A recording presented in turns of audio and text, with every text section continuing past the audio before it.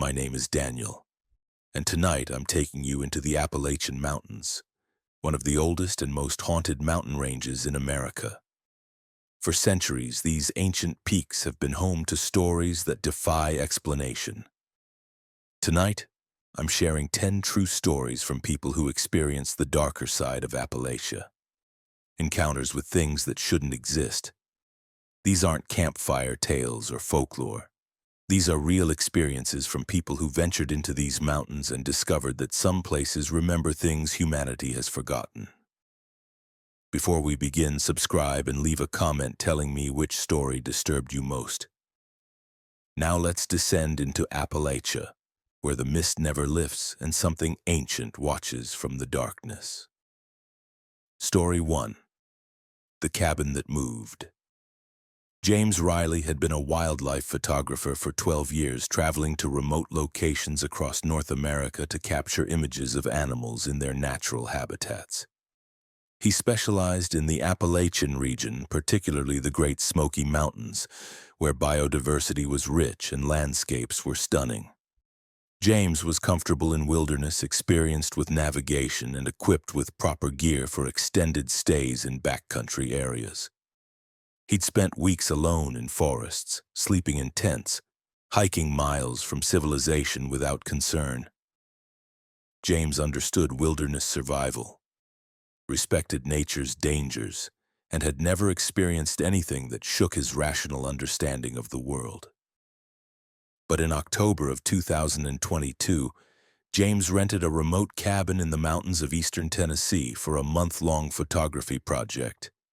And what he experienced in that cabin made him question everything he thought he knew about reality.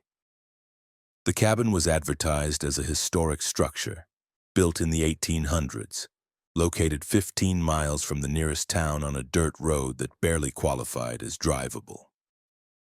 The owner, an elderly woman named Mrs. Crawford, met James at the property to hand over keys and provide basic instructions.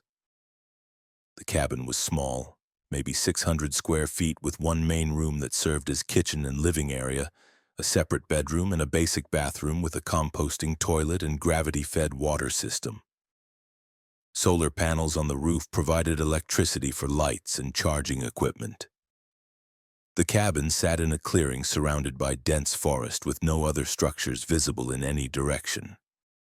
Mrs. Crawford gave James a brief tour, showing him how the systems worked, where firewood was stored, and warning him about black bears that sometimes passed through the area. Then she said something that James initially dismissed as typical mountain superstition.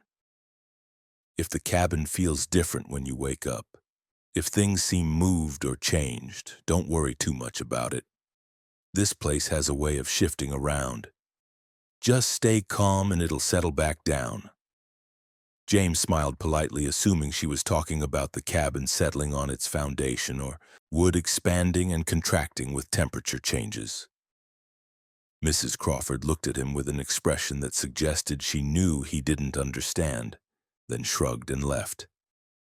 James spent his first week photographing the surrounding forest, hiking several miles each day with his camera equipment, returning to the cabin each evening to review images and cook simple meals. The cabin was comfortable and quiet, exactly what he needed for his project. James noticed nothing unusual about the structure during that first week. The cabin remained exactly as Mrs. Crawford had left it, with furniture in the same positions, windows facing the same directions, everything stable and normal. James began to relax, began to feel at home in this isolated place, began to appreciate the profound silence of deep wilderness broken only by wind through trees and occasional animal sounds. On the 8th night, James woke suddenly at 3 a.m. with a feeling that something was wrong. The cabin felt different, though he couldn't immediately identify what had changed. James lay in bed for several minutes listening, trying to understand what had triggered his awareness. Then he realized the moonlight coming through his bedroom window was wrong. When James had gone to sleep, the window faced south, and the waning moon had been visible setting in the western sky, casting no light through that window. But now moonlight was streaming directly through the window, bright and cold, as if the window now faced east where the moon was rising. James got out of bed and walked to the window. He looked out and saw forest, the same dense trees he'd seen every night. But the view was different. The pattern of trees was wrong. The spacing between trunks didn't match what he remembered, and in the distance he could see a rock formation he'd never noticed before. James felt his heart rate increase.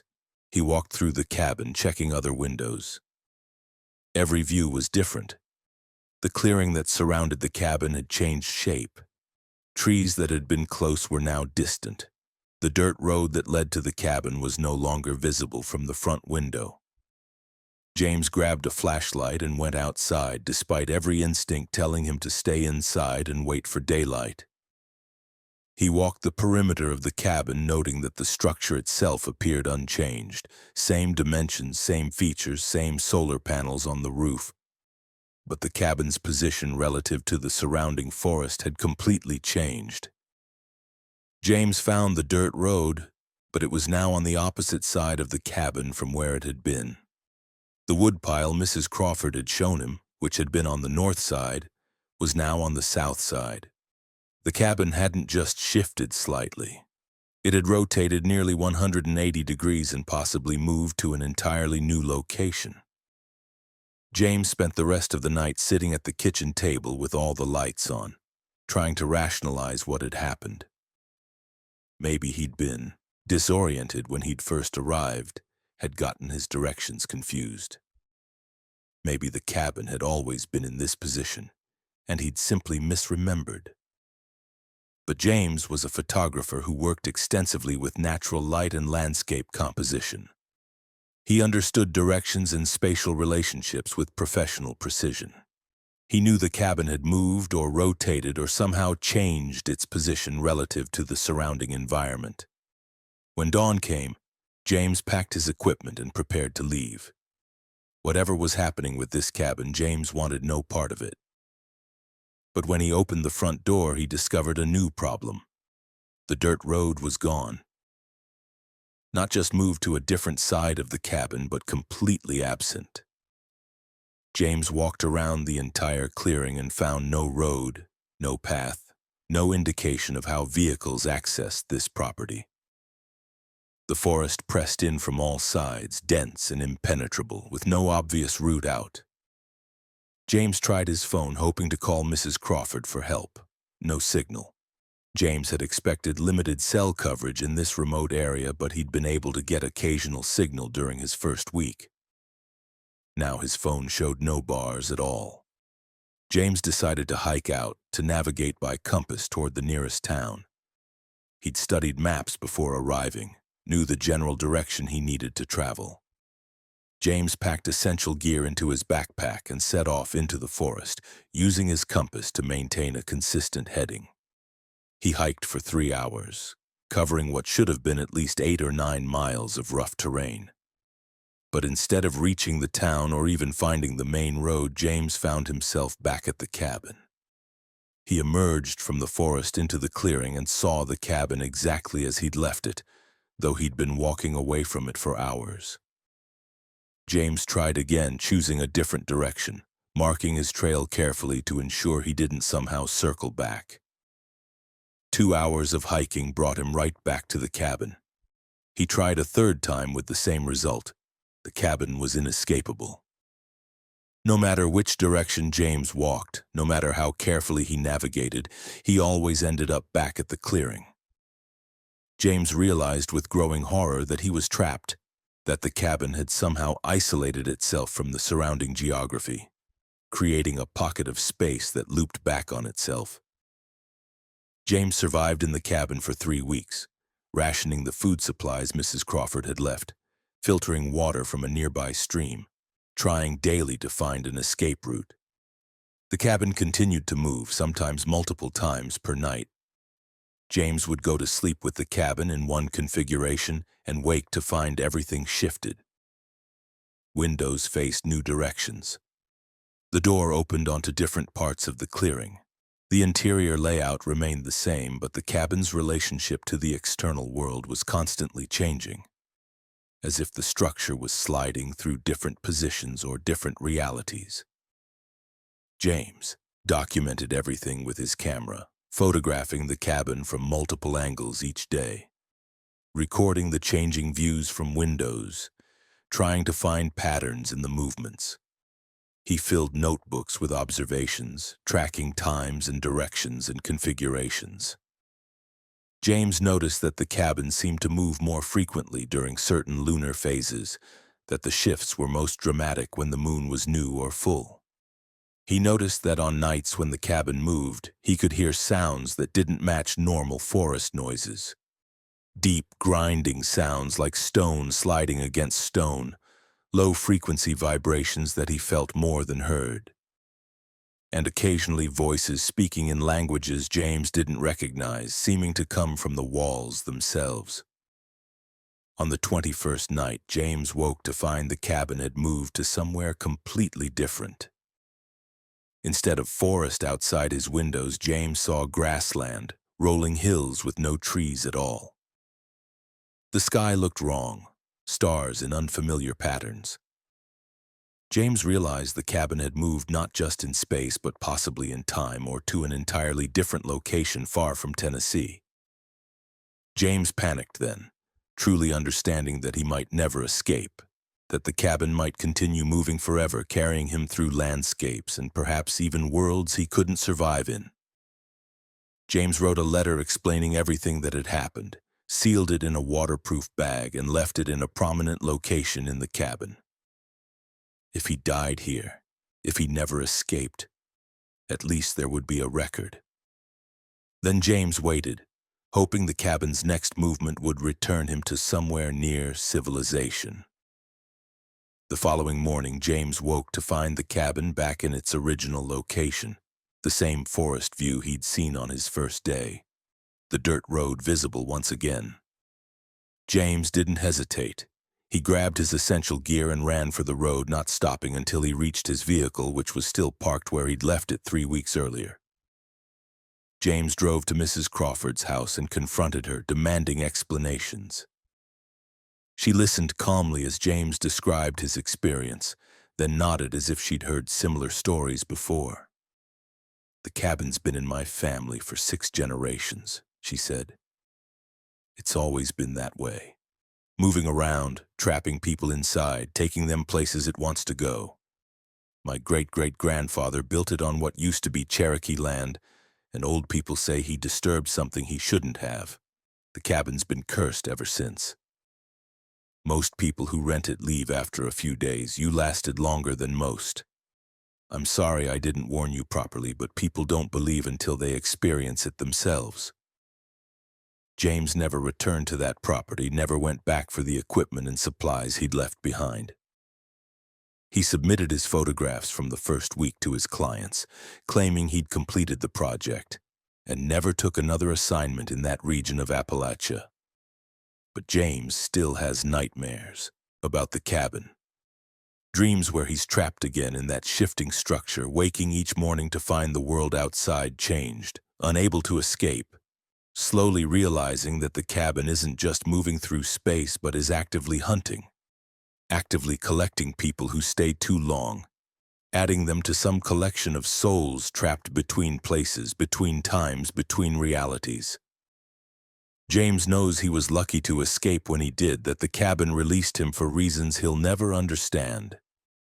And somewhere in the mountains of eastern Tennessee, that cabin still stands, still moves, still waits for the next person who thinks they're renting a historic property for a peaceful mountain retreat, not realizing they're accepting an invitation from a structure that exists partially outside normal reality, a place that shifted wrong when it was built and never shifted back. Story 2. The Singing in the Mine. Sarah Chen was a geologist who specialized in abandoned mine surveys, documenting old coal and mineral mines throughout Appalachia for environmental studies and historical records. She'd explored hundreds of abandoned mines during her 7-year career, descending into darkness with proper equipment and safety protocols, mapping tunnels and assessing structural stability. Sarah was cautious, methodical, and never took unnecessary risks. She understood the dangers of old mines, the possibilities of cave-ins, toxic gases, and unstable shafts. Sarah had encountered many hazards in her work, but never anything she couldn't explain with geology and physics. But in November of 2022, Sarah entered an abandoned coal mine in West Virginia and heard something that defied scientific explanation. A sound that shouldn't have been possible in that sealed and silent place. Voices singing in perfect harmony deep in tunnels that had been abandoned for over 70 years. The mine was located near a town that had died when the coal company shut down operations in 1953. The town's population had dwindled from 3,000 to less than 200, with most buildings abandoned and collapsing. The mine entrance had been sealed with concrete decades ago, but recent erosion had exposed a secondary entrance that Sarah's survey team had discovered.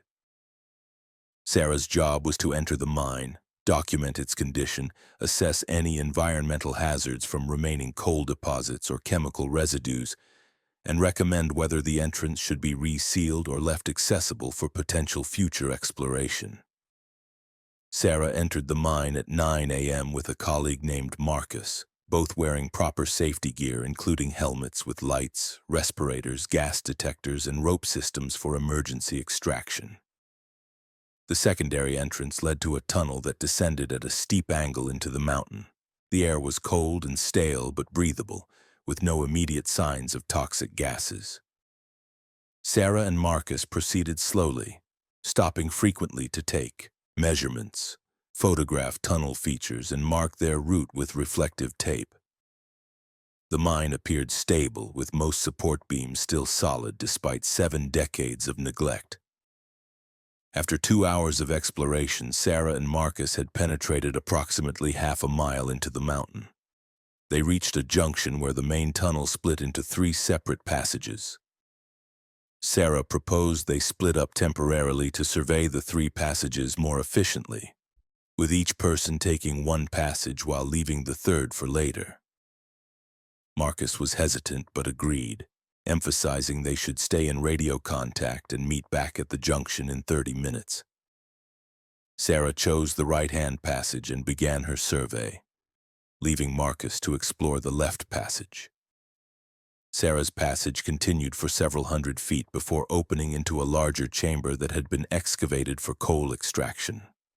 The chamber was impressive, maybe 60 feet across and 30 feet high, with walls showing the marks of mining equipment. Sarah set up her portable light stand to illuminate the space and began taking detailed photographs. That's when she heard it. Singing. Faint but unmistakable, coming from deeper in the mine from passages beyond this chamber. Multiple voices harmonizing, singing something that sounded like a hymn or spiritual song. Sarah froze, listening carefully, trying to identify the source. The singing was beautiful, haunting, echoes creating layers of harmony that filled the chamber with ethereal sound. Sarah's first thought was that other explorers were in the mine, that someone else had found the entrance and was exploring. But that seemed unlikely. This was an active survey site with posted warnings. Sarah called Marcus on her radio. "Do you hear singing?" Marcus's confused voice came back. "What? No, I don't hear anything. Are you okay?" Sarah described the singing, and Marcus suggested she might be hearing acoustic artifacts, echoes of their own movements, creating sounds that resembled voices. But Sarah knew what she was hearing. This wasn't echo or auditory illusion. This was actual singing, organized, intentional, multiple voices creating complex harmonies. Sarah moved toward the sound, entering a passage that led deeper from the chamber. She followed the singing for several minutes, the voices growing slightly louder but never reaching full volume, always maintaining that haunting, distant quality. The passage descended steeply, and Sarah began to feel uneasy. She was moving too far from Marcus, penetrating too deep into unmapped areas. But the singing compelled her forward, curiosity overwhelming caution. Sarah reached another chamber smaller than the first, and the singing suddenly stopped. Complete silence, more profound than normal because of the singing's sudden absence. Sarah stood in the silence, her headlamp illuminating rough walls and support beams, and felt the hairs on her neck rise. Something was wrong. The silence felt expectant, as if the mind was waiting for something. Sarah turned to leave, to return to Marcus and report this anomaly, when she heard a voice. Not singing this time, but speaking clear and close right behind her. "We've been waiting," the voice said. "We knew someone would come eventually." Sarah spun around, her light sweeping the chamber, finding nothing. No person, no source for the voice. Sarah's training told her to leave immediately, to not investigate solo when experiencing unexplained phenomena. But before Sarah could move, she heard more voices, dozens of them, all speaking at once in overlapping whispers that filled the chamber. The voices said things Sarah couldn't fully understand. Fragments about darkness and depth and waiting, about the mountain holding them, about needing release. Sarah realized with horror that these weren't living voices. These were something else, echoes of people who died in this mine, or something worse, something that had been in the mountain before the mine was ever dug. Sarah ran. She sprinted back through the passage toward the larger chamber, her headlamp bouncing, her breathing loud in her respirator. Behind her, the voices rose in volume, the singing starting again, but twisted now. Dissonant, alarming rather than beautiful. Sarah emerged into the larger chamber and saw Marcus running toward her from the direction of their entry tunnel, his face pale and frightened. "Did you hear that?" he gasped. "The singing. It's everywhere, coming from all the passages. We need to leave. Now." Sarah and Marcus ran together back toward the mine entrance, retracing their marked route. But the singing followed them, surrounding them, voices echoing through passages they hadn't entered, seeming to move with them through the tunnels. The harmonies became more complex, more overwhelming, building to crescendos that hurt Sarah's ears even through her helmet. And underneath the singing, Sarah heard rhythm, like footsteps, like dozens of people walking through passages parallel to theirs, keeping pace, following them toward the surface. Sarah and Marcus reached the secondary entrance after 20 minutes of panicked retreat. They emerged into daylight and didn't stop running until they'd reached their vehicle. Sarah looked back at the mine entrance, expecting to see something emerge, some explanation for the voices. But the entrance remained empty, dark and silent. The singing had stopped the moment they'd left the tunnel. Sarah and Marcus sat in their vehicle, shaking, trying to process what they'd experienced. Their equipment had recorded nothing unusual. The audio from their helmet cameras showed only their own voices and normal cave sounds. The singing existed only in their memories and shared experience. Sarah reported the incident to her supervisor, recommending the entrance be sealed immediately and the mine marked as hazardous due to acoustic anomalies that could cause disorientation. She didn't mention voices or singing, just described the experience in clinical terms that suggested dangerous conditions. The entrance was sealed with concrete the following week.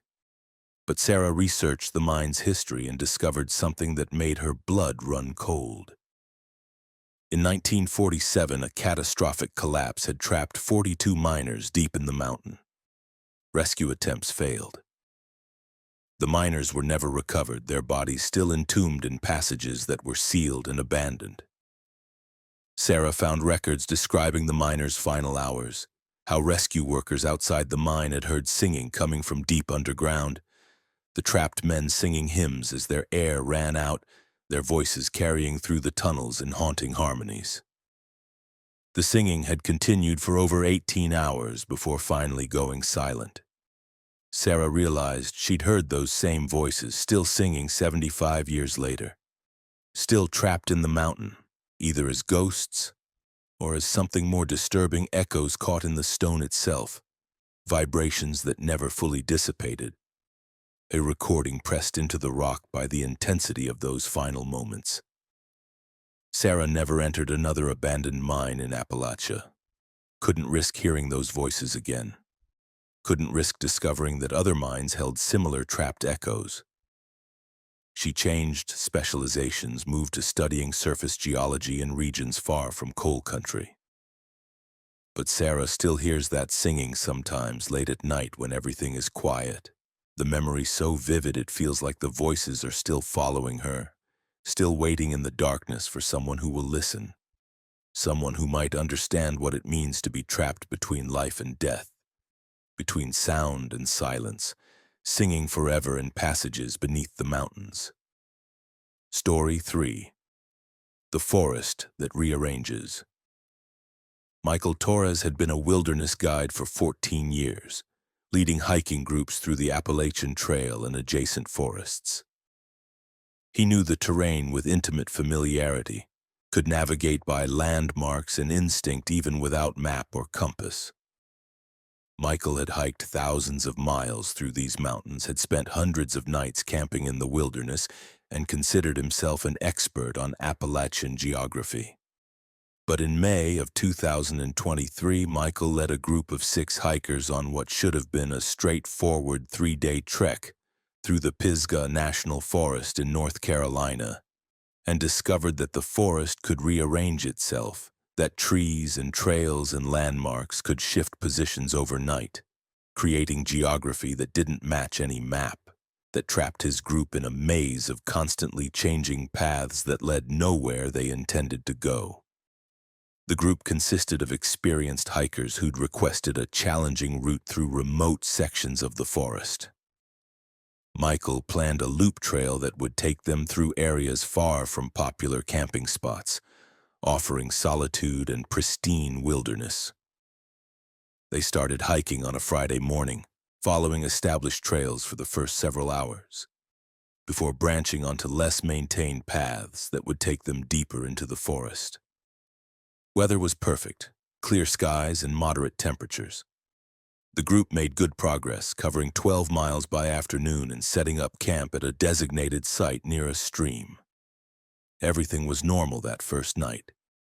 The group cooked dinner, shared stories around their campfire, and went to sleep in their tents around 10 p.m. Michael woke at dawn as usual and immediately sensed something wrong. The stream that had been running beside their campsite was gone. Not dried up or diverted, just absent, as if it had never existed. Michael checked his GPS device, which showed their campsite marked correctly, but no stream was indicated on the digital map either.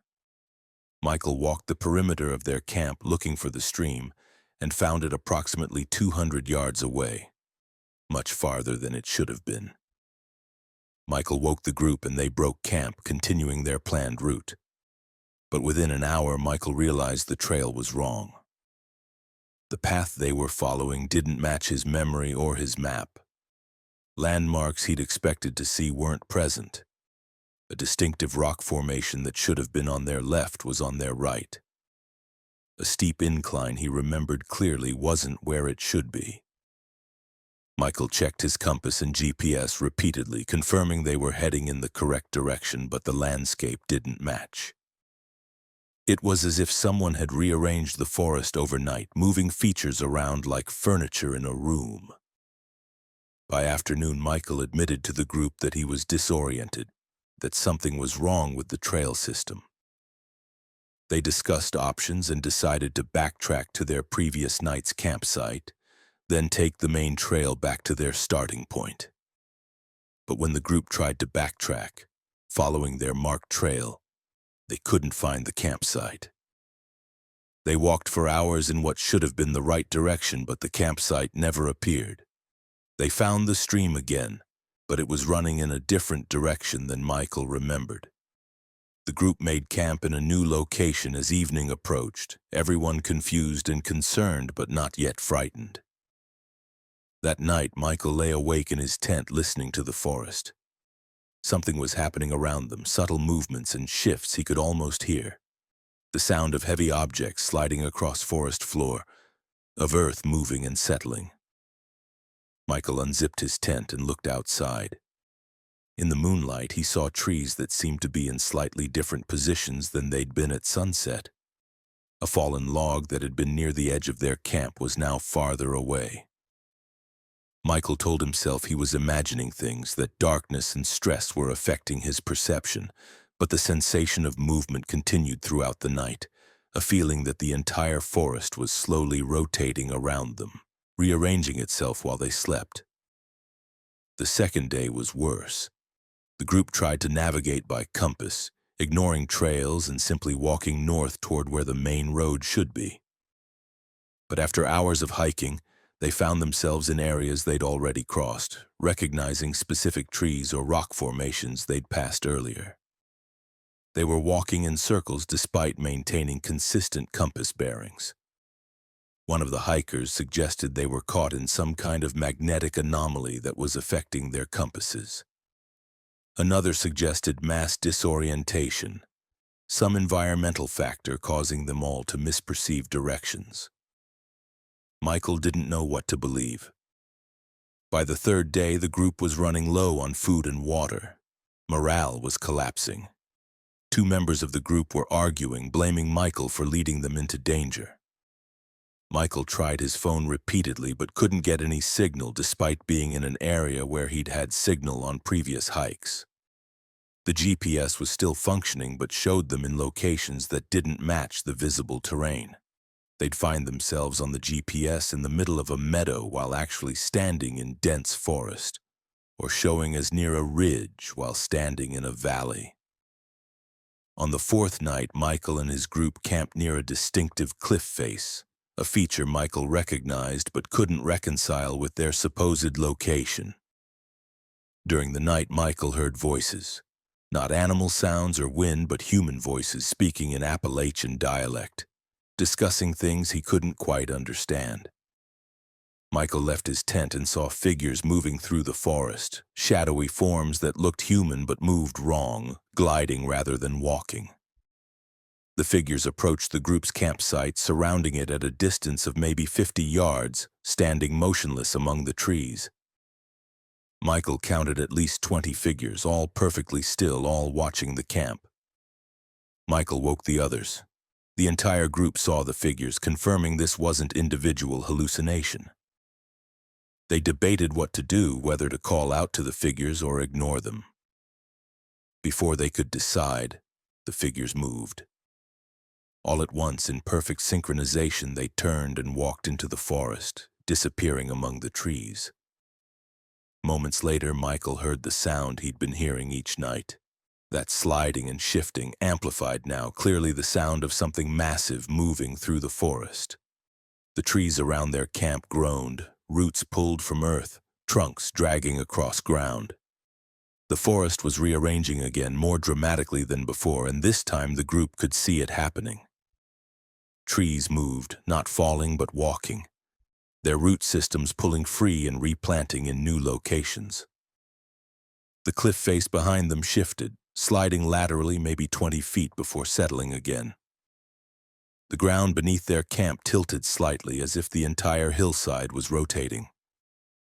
The group grabbed their gear and huddled together, terrified, watching the forest transform around them.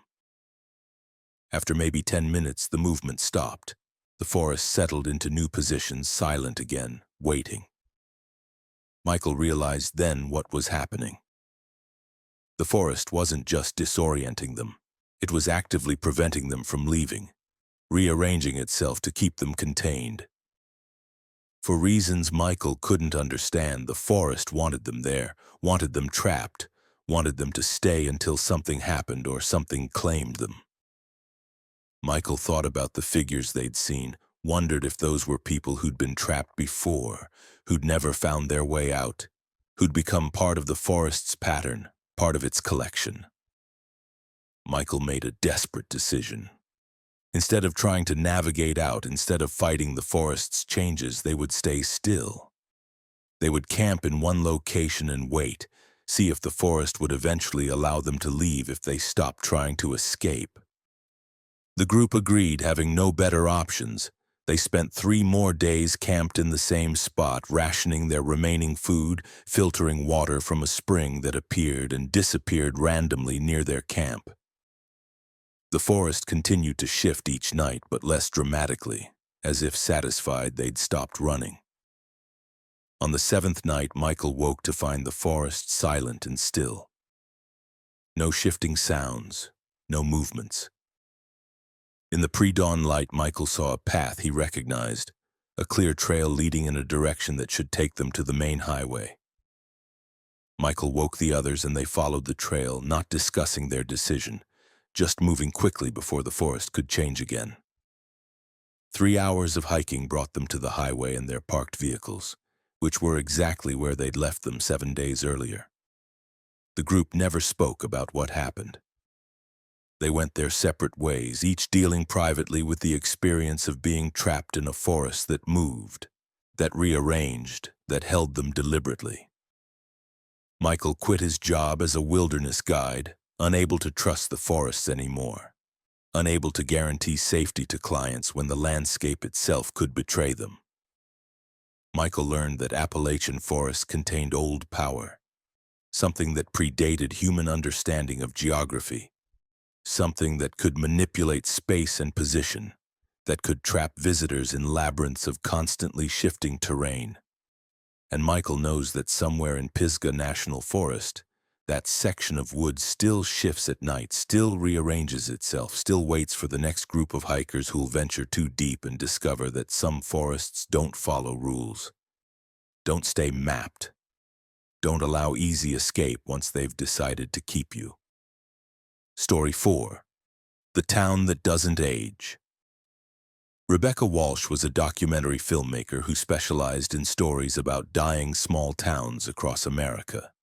She traveled to communities that were fading away, interviewing remaining residents and recording the final years of places that would soon exist only in memory. In June of 2022, Rebecca drove to a small town called Ashwood in the mountains of southwestern Virginia. Population listed as 87 in the most recent census. Rebecca had read about Ashwood in a blog post that described it as a town frozen in time, with buildings and businesses that looked unchanged since the 1950s. Rebecca thought this would make an excellent documentary subject, a visual exploration of a place that had somehow avoided modernization. But when Rebecca arrived in Ashwood and stayed for 2 weeks, she discovered the town wasn't just frozen in time, it was actually trapped in time, existing in a temporal loop that kept it perpetually in the same year, with residents who didn't age and couldn't leave. Rebecca drove into Ashwood on a Tuesday afternoon following a winding mountain road that seemed to go on forever. The town appeared suddenly around a curve, a collection of maybe 30 buildings arranged along a single main street with houses scattered on the hillsides above. Rebecca's first impression was that the place looked exactly as the blog had described, like a perfect preservation of mid-20th century small-town America.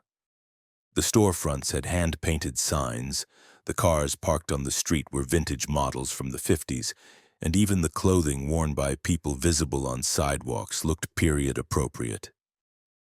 Rebecca assumed this was deliberate preservation, a community that had embraced its history as a tourist attraction.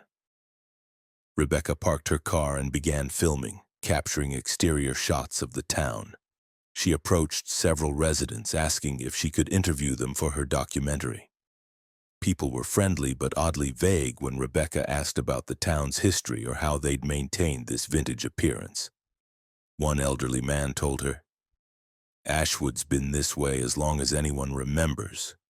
We like it this way." Rebecca scheduled interviews with several residents and checked into the town's only lodging, a small boarding house run by a woman named Mrs. Patterson. Over the first few days, Rebecca filmed extensively, documenting the town's appearance and interviewing residents. She noticed strange details that didn't fit her initial assessment. The vintage cars weren't restored classics. They were original vehicles that showed appropriate wear for their age, but nothing more, as if they'd been in use continuously but never actually aged beyond a certain point.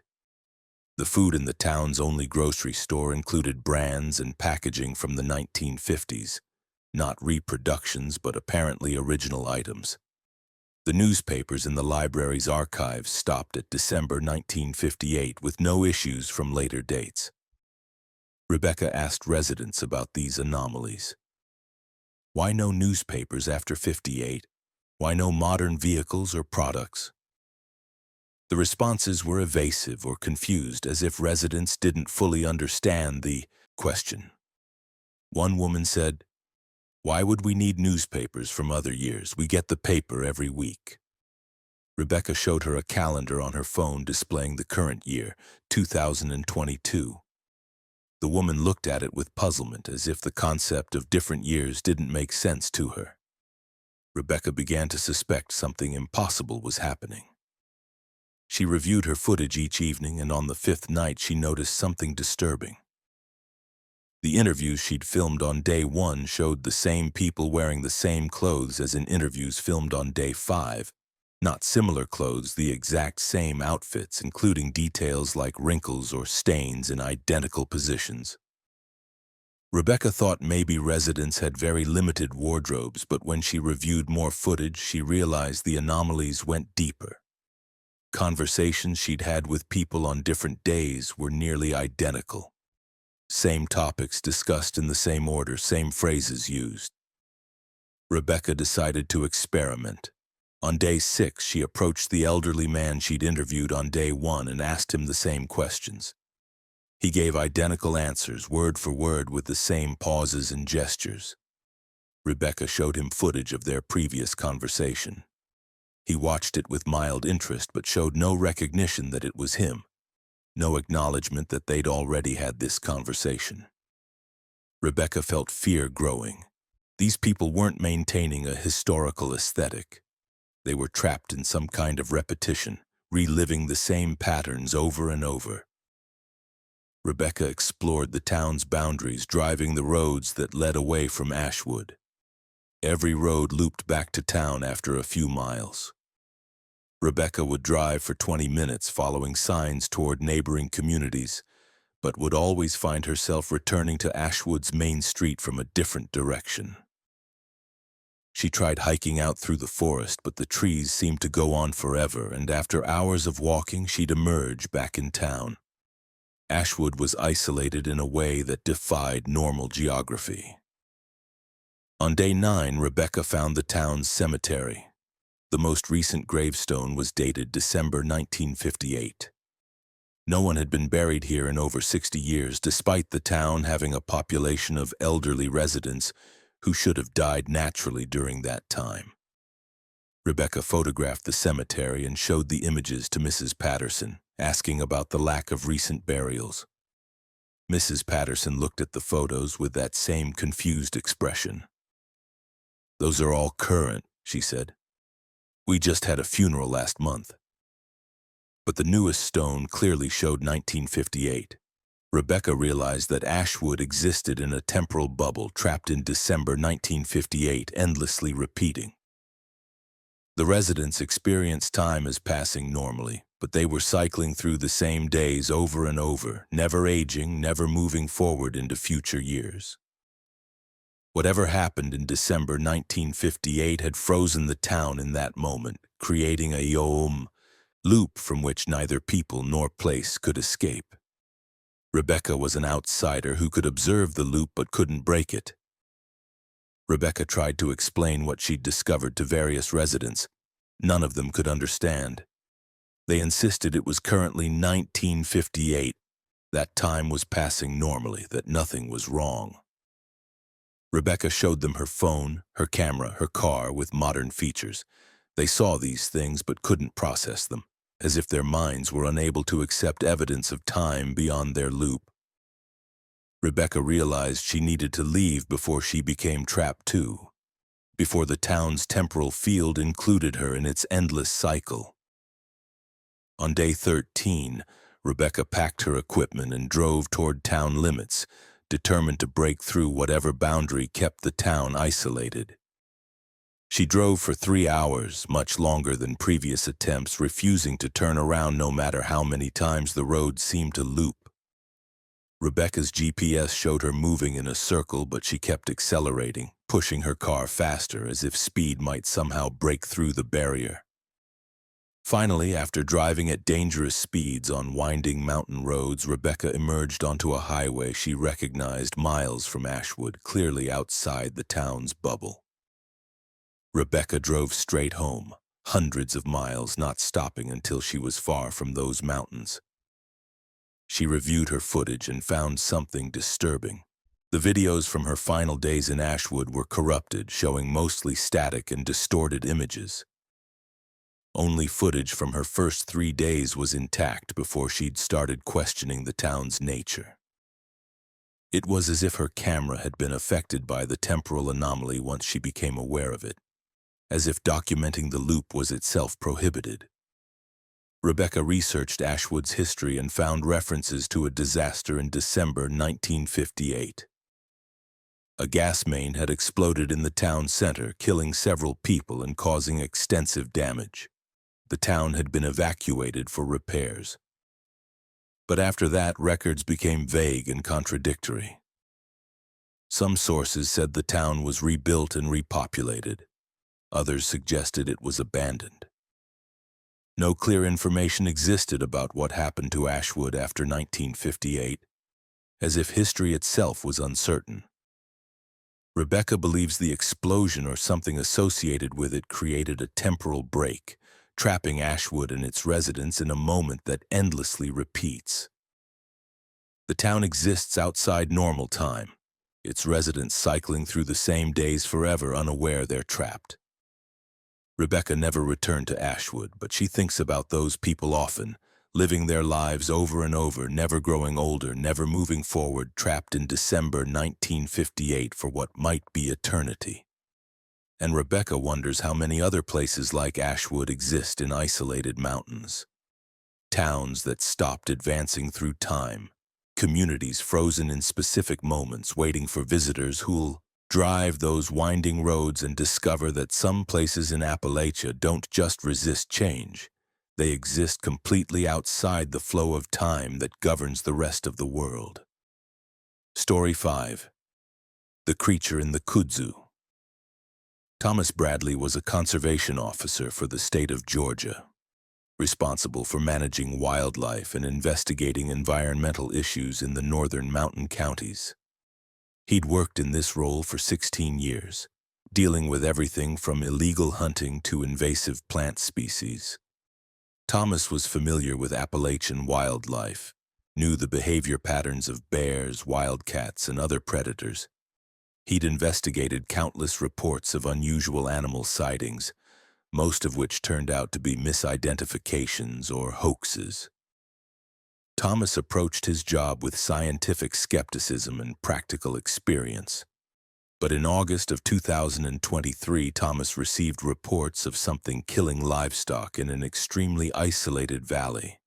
And what he found in the kudzu-choked forest made him question everything he thought he knew about what could exist in these mountains. The valley was called Hollowbrook, accessible only by a single dirt road that wound through 15 miles of national forest. About 30 families lived there, descendants of settlers who'd homesteaded the area generations ago. The valley had limited cell phone coverage and no internet service, making it one of the most isolated communities in Georgia. Thomas received a call from a farmer named John Whitaker who reported losing 5 goats to an unknown predator over the past 2 weeks. The kills were unusual, Whitaker explained. The animals were torn apart with extreme violence, but very little meat was actually consumed. Most of the carcass was left behind, as if the predator killed for reasons beyond hunger. Thomas drove to Hollowbrook on a Tuesday morning following the winding dirt road deep into the mountains. The valley was beautiful, a wide basin surrounded by steep ridges, with the small community clustered near a creek that ran through the center. Thomas met with Whitaker, who showed him the remains of the most recent kill, a goat that had been attacked the previous night. Thomas examined the carcass and felt immediate unease. The damage was extreme, bones shattered, tissue torn with tremendous force. The pattern didn't match any predator Thomas knew. Bears killed with bites and claws that left specific marks. Wildcats killed efficiently, targeting throats and major arteries. This looked like something had simply ripped the animal apart with brute strength. Thomas took photographs and collected samples, then asked Whitaker about tracks. The farmer led him to the area where the goat had been attacked, near the edge of his property where forest encroached on pasture. The ground was soft from recent rain and tracks were clearly visible. Thomas studied them carefully, his confusion growing. The tracks were approximately 14 inches long, vaguely resembling a human footprint, but too wide and with toe positions that didn't match human anatomy. Whatever made these tracks walked on two legs and was extremely heavy, sinking deep into soft earth. Thomas made casts of the tracks and interviewed other valley residents who'd lost livestock. All described similar kills and similar tracks. Thomas spent 3 days in the valley setting up trail cameras near locations where attacks had occurred, studying the surrounding forest, looking for dens or nesting sites that might harbor an unknown predator. The forest in this area was heavily overgrown with kudzu, an invasive vine species from Japan that had been introduced to the south decades ago and had spread uncontrollably.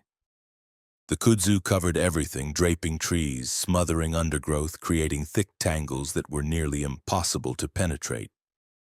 Thomas noted that all the attacks had occurred near areas where kudzu growth was especially dense.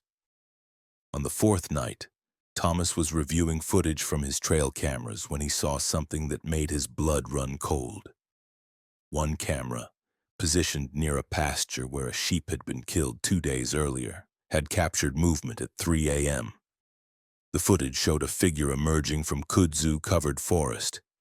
The figure was massive, at least 7 feet tall, walking on 2 legs but hunched forward. Its body was covered in something that looked like vegetation, vines and leaves that moved with it, as if part of its skin. The creature's face was partially visible in the infrared camera, and it was nightmare fuel. Elongated skull, sunken eyes that reflected camera light like an animal's, mouth too wide with too many teeth. The creature approached the pasture, sniffed the air, then retreated back into the kudzu. Thomas showed the footage to Whitaker and several other valley residents. They reacted with grim recognition rather than surprise. "We've been seeing it for years," Whitaker explained. "Started about 20 years ago when the kudzu really took over this valley. People see it at night, moving through the vines. Most of the time it stays away from houses and people, just kills livestock occasionally. We've learned to live with it, lose a few animals each year, consider it a cost of living here. But it's getting more aggressive lately, coming closer to homes. We're worried it might hurt someone soon." Thomas asked why they'd never reported this to authorities before. Whitaker shrugged. "Who'd believe us? And honestly, we didn't want outsiders coming in, making a fuss, maybe bringing in hunters or scientists who'd turn our valley into a circus. We just wanted to be left alone. But now it's getting dangerous, so we figured we should tell someone." Thomas understood their reasoning but was frustrated by years of lost opportunity to study this creature. He reviewed the footage repeatedly, trying to determine what he was seeing. The creature's movement was wrong, not quite human but not quite animal either. Its body seemed to be partially composed of plant matter, or at least covered in vegetation that had integrated with its form. Thomas decided to track the creature, to follow it into the kudzu and find out where it denned. He recruited 2 valley residents who knew the terrain, and the 3 men entered the kudzu forest at dawn, armed with rifles and cameras. The kudzu was even worse than Thomas expected. Vines several inches thick covering every surface, creating a claustrophobic tunnel-like environment where visibility was limited to a few feet. They followed what appeared to be a trail, places where something large had pushed through the vines repeatedly, creating a path.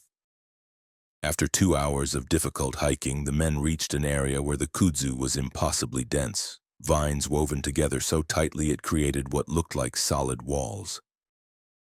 In the center of this area, they found a structure.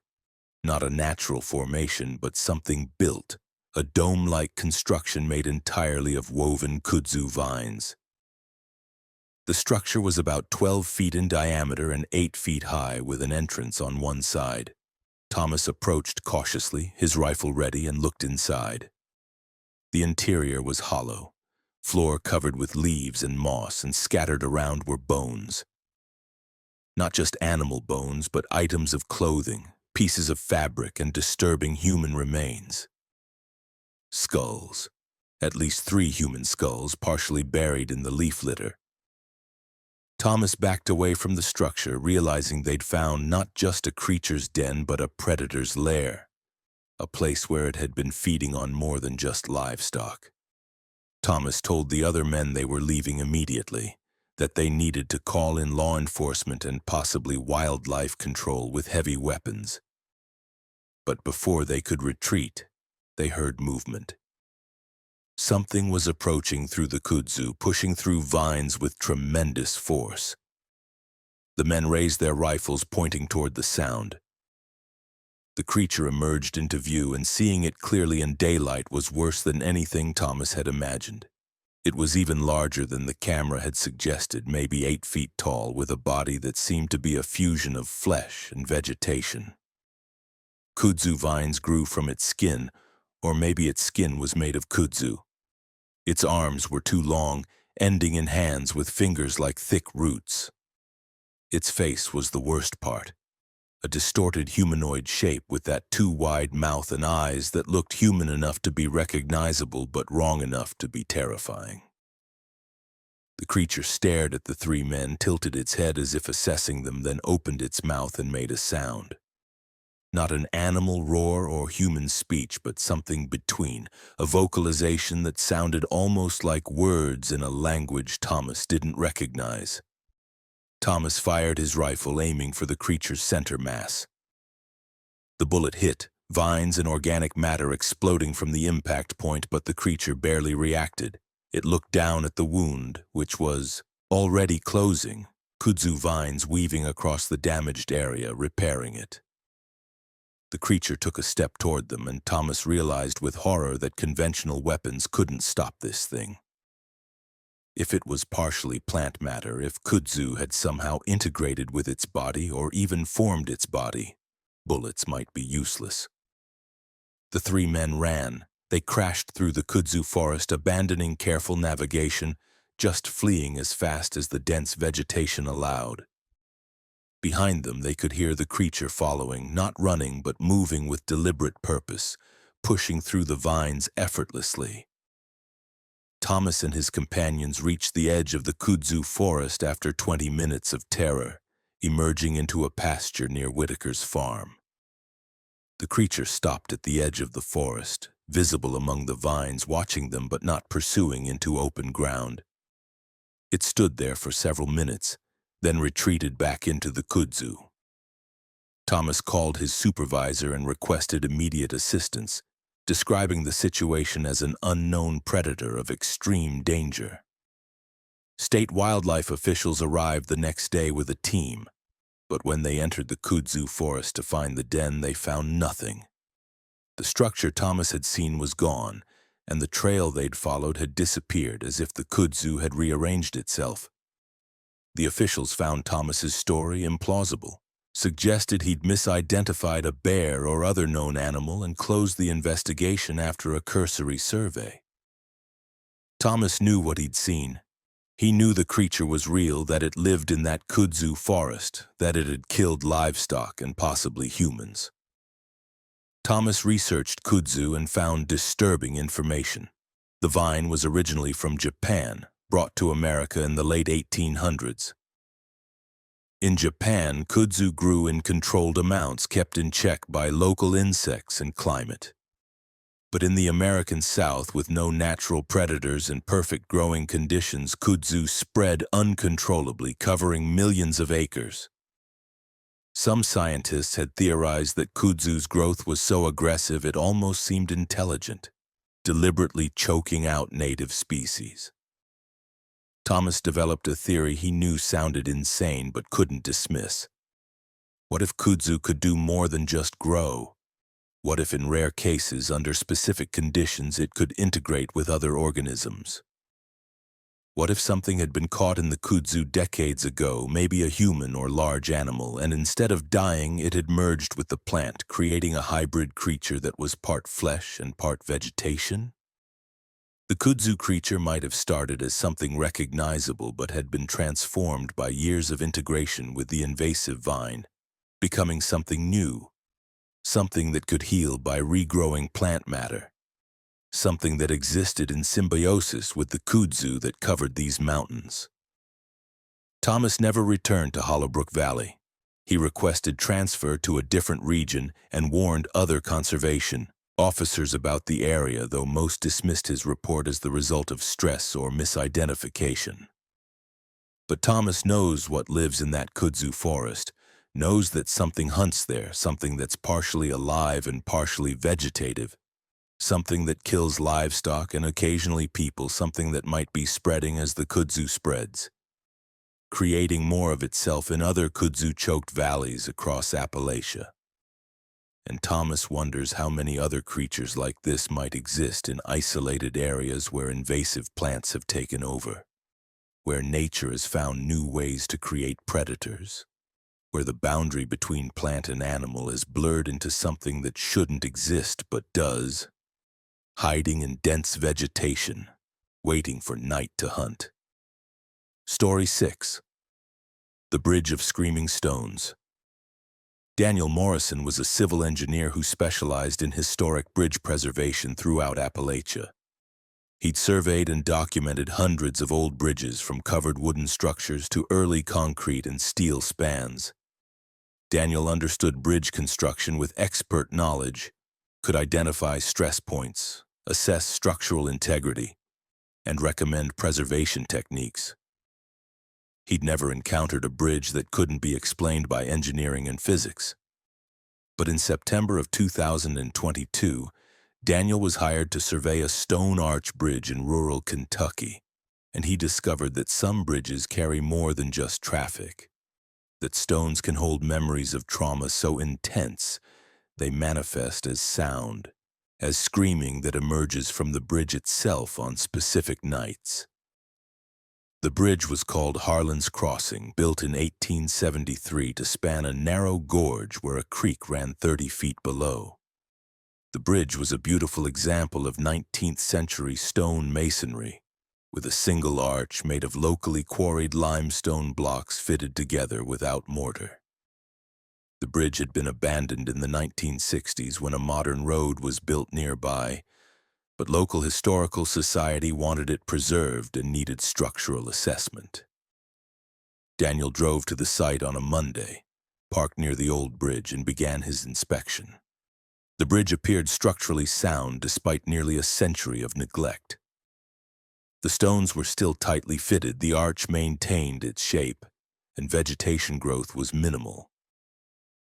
Daniel took measurements, photographs, and notes, impressed by the quality of original construction. As Daniel worked, a local man approached, elderly and weathered, introducing himself as Carl Hendricks. Carl asked what Daniel was doing, and when Daniel explained about the preservation survey, Carl's expression darkened. "You planning to restore this bridge? Make it usable again?" Daniel said that was the Historical Society's hope. Carl shook his head. "Bad idea. This bridge shouldn't be used, shouldn't even be standing. Should have been torn down decades ago." Daniel asked why, and Carl told him about the bridge's history. In 1928, a school bus had crashed through the wooden railing and fallen into the gorge. 15 children and the driver died. The community was devastated. They reinforced the railings and continued using the bridge, but people said they could hear screaming on certain nights, the voices of the children trapped in those final moments. Over the years, several people claim to have seen apparitions on the bridge, ghostly children standing on the span looking down into the gorge. Eventually, the bridge got a reputation as haunted, and when the new road was built, everyone was relieved to abandon it. Daniel thanked Carl for the history but privately dismissed the ghost stories as local legend.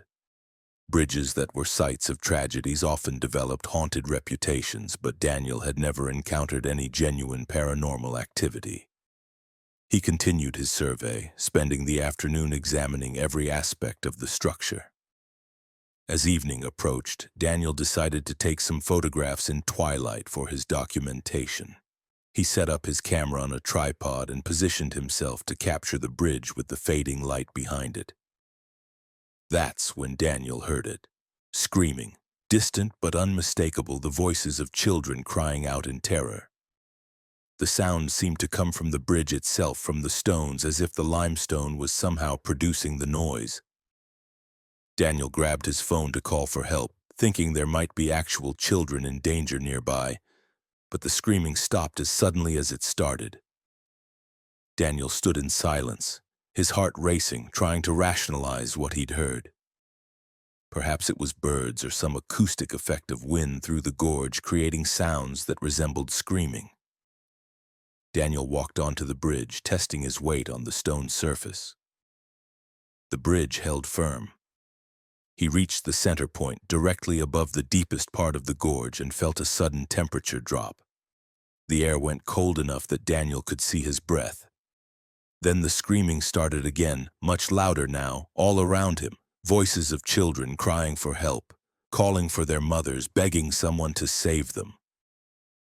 Daniel covered his ears, but the sound penetrated, not just heard but felt, vibrating through his bones, through the bridge stones beneath his feet.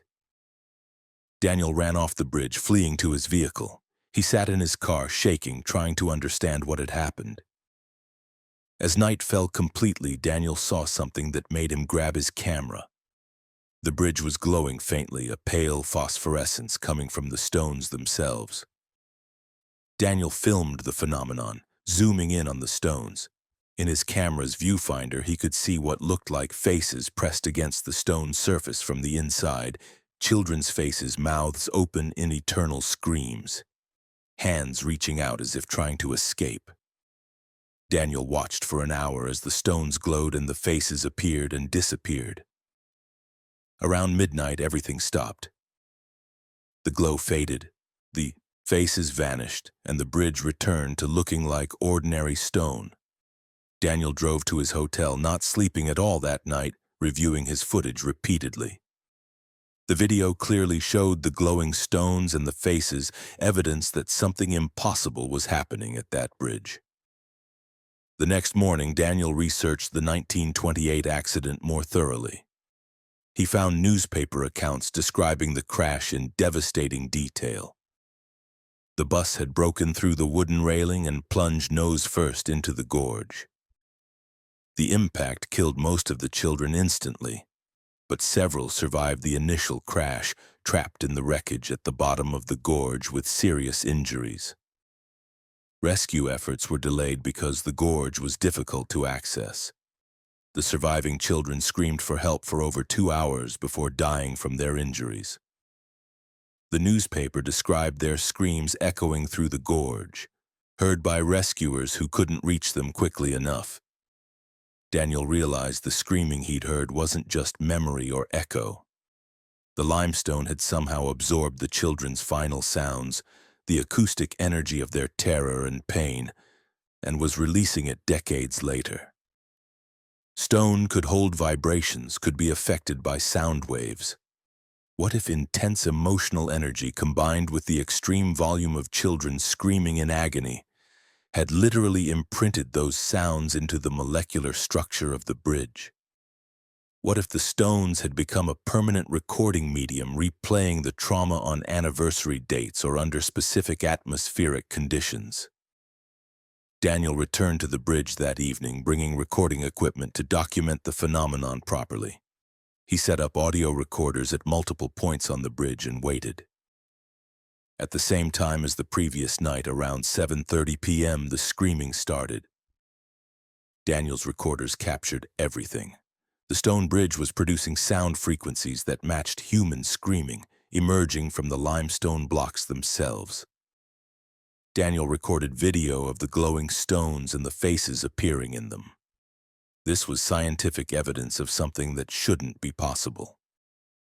Daniel completed his structural survey and submitted his report to the Historical Society, including all his recorded evidence. He recommended against restoration, explaining that the bridge had absorbed traumatic energy from the accident and was actively manifesting that trauma as auditory and visual phenomena. He suggested the bridge should remain closed, possibly enclosed to prevent people from experiencing the phenomena. The Historical Society rejected his report, accused him of perpetrating a hoax, and hired a different engineer who provided a standard structural assessment with no mention of paranormal activity. The bridge was restored and reopened as a pedestrian walkway the following year. Within months, reports started coming in. Visitors heard screaming, saw glowing stones, witnessed faces in the limestone. Several people were traumatized by the experience. The Historical Society installed signs warning about acoustic anomalies but didn't close the bridge. Daniel learned that some people visited specifically to experience the phenomena, that the bridge had become a destination for paranormal enthusiasts. Daniel was disturbed by this, by people treating children's death trauma as entertainment. Daniel quit working on historic bridge preservation in Appalachia, unable to continue knowing that other structures might hold similar trauma, that bridges and buildings throughout these mountains might be storing decades or centuries of pain and suffering in their stones and timbers, waiting to release it to anyone sensitive enough to perceive it. Daniel knows that Harlan's Crossing still screams, that on certain nights the limestone still glows with trapped energy, still shows faces of children who died in terror over 90 years ago, their final moments preserved in stone, replaying endlessly for anyone unfortunate enough to be on that bridge when the recording activates. And Daniel wonders how many other structures in Appalachia hold similar secrets, how many buildings and bridges and walls are literally haunted not by spirits, but by the physical properties of materials that absorbed human suffering and can never fully release it. Story 7. The Family That Followed Me Home. Catherine Wright was a genealogist who specialized in Appalachian family histories, helping people trace their ancestry through these mountains where record-keeping was often informal and family trees were complex. Catherine had researched hundreds of family lines, spent countless hours in county courthouses and cemeteries, interviewed elderly residents who remembered stories passed down through generations. Catherine loved her work, felt it was important to preserve these histories before they were lost.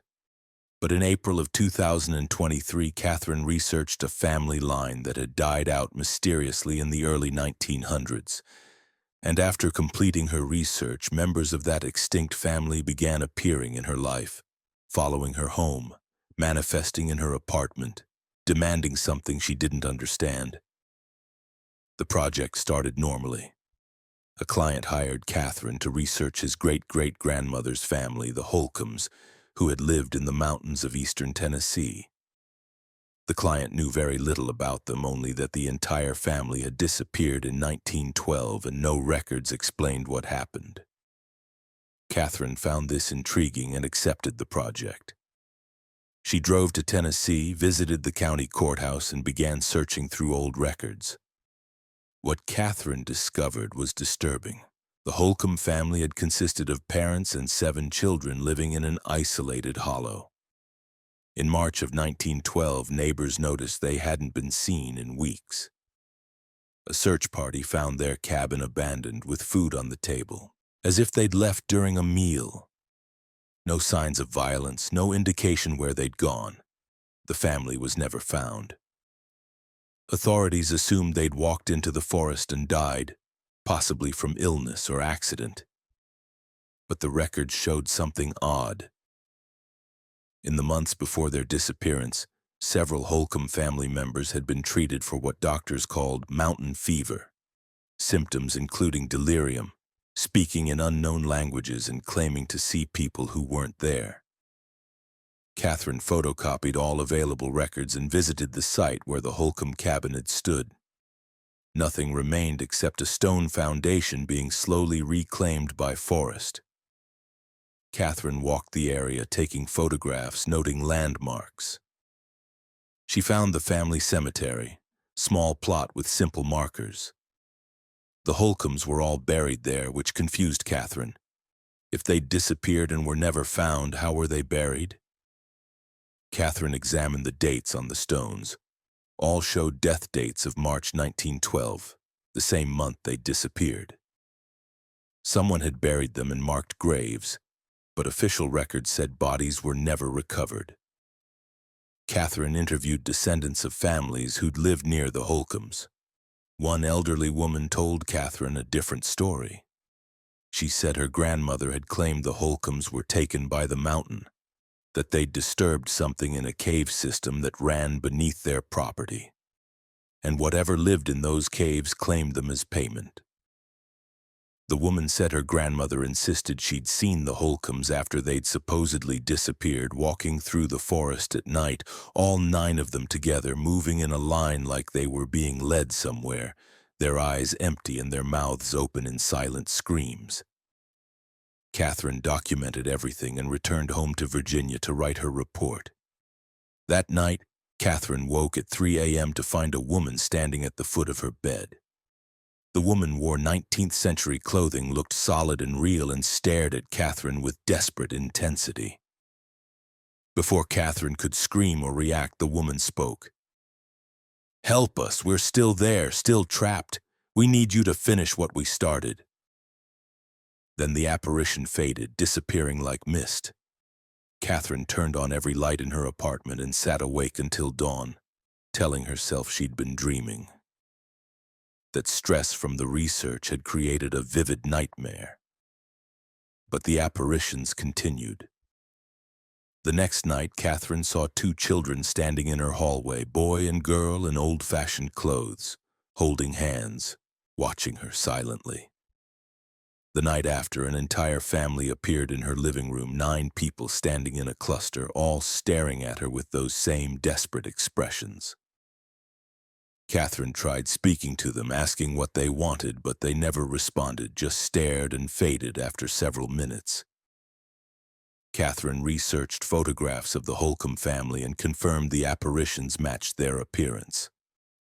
Catherine didn't know what to do. She considered abandoning the research, but the apparitions appeared whether she was working on the project or not. They followed her everywhere. Catherine saw them at grocery stores, at her office, in her car. The family was attached to her somehow, drawn to her because she'd researched them, because she'd walked their land and touched their graves. Catherine returned to Tennessee, determined to understand what they wanted. She hiked to the old Holcomb property and explored more thoroughly. Catherine found the cave entrance the elderly woman had mentioned, hidden beneath a rock overhang, partially collapsed but still accessible. Catherine crawled into the cave despite her fear, flashlight illuminating narrow passages. The cave descended steeply, opening into larger chambers deeper underground. In one chamber, Catherine found bones. 9 skeletons arranged in a circle, still wearing rotted clothing, positioned as if they'd sat down together and simply died.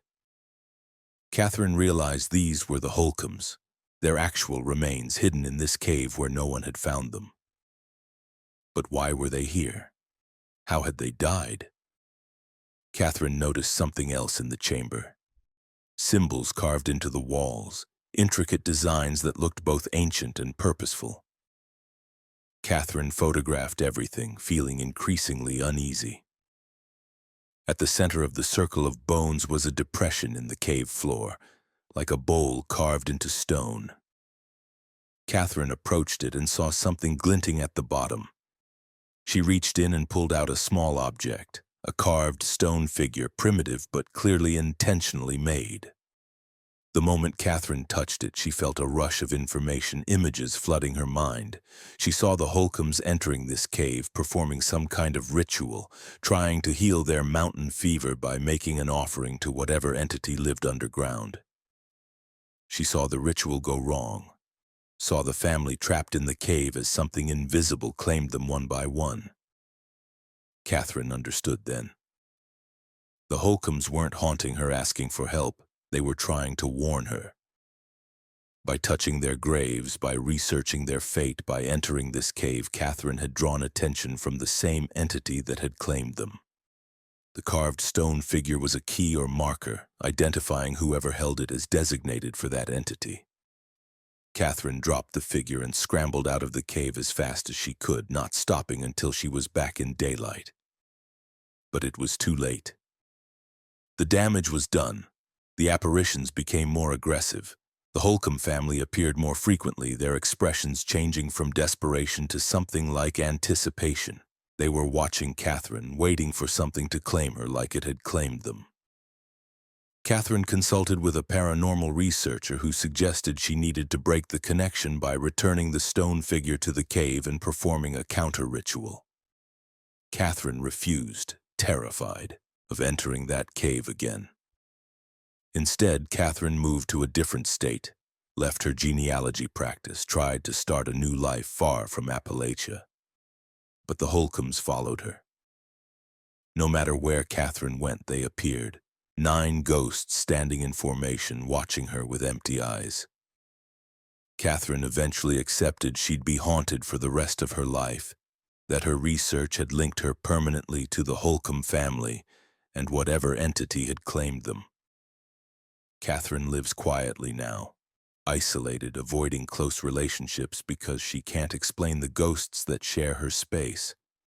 And Catherine knows that someday the entity that took the Holcombs will come for her too, that the ghosts are merely waiting, keeping watch until whatever lives beneath those Tennessee mountains is ready to add her to its collection.